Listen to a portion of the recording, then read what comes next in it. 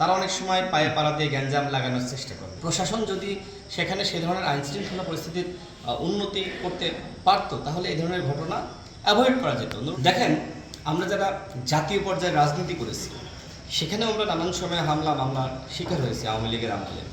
এখন আমরা তৃণমূলে এসেছি, মানুষের সাথে কথা বলছি, গণসংযোগ করছি, শুভেচ্ছা বিনিময় করছি। এই কাজগুলো করতে গিয়ে অবশ্যই আমাদের বাধার মুখোমুখি হতে হচ্ছে। আমরা সেগুলো কৌশলে হ্যান্ডেল করছি। কোথাও কোথাও যে বাধা দিচ্ছে না আমাকে, এরকম নয়।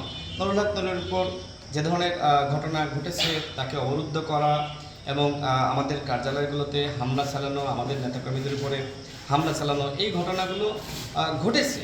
আমরা এই ঘটনার ব্যাপারে আমরা বিএনপি হাইকমান্ডকে জানিয়েছি, এমনকি আমরা এই ঘটনার বিচার দাবি করেছি।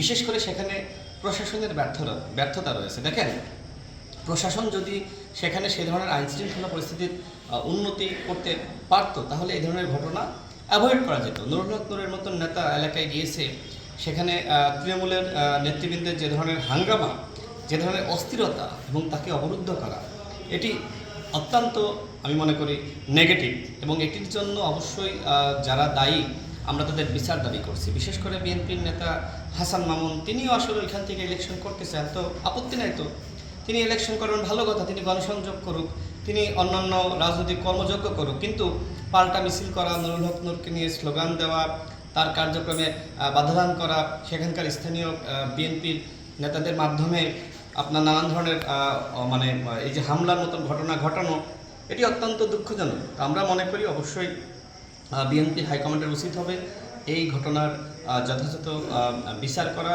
এবং যারা দোষী তাদের অবশ্যই সাংগঠনিক ব্যবস্থা নিতে হবে। আমরা ইতিমধ্যে তাদেরকে জানিয়েছি।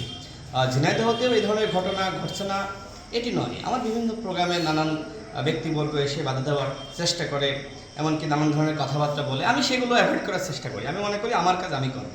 তারা অনেক সময় পায়ে পাড়া দিয়ে গ্যাঞ্জাম লাগানোর চেষ্টা করবে, এগুলো আসলে সবাই তো করে না। ম্যাজিক হার্বাল টুথপেস্ট দূর করে দুর্গন্ধ সৃষ্টিকারী দাঁতের সমস্যা। ইয়েস, দেখাও তোমার ম্যাজিক।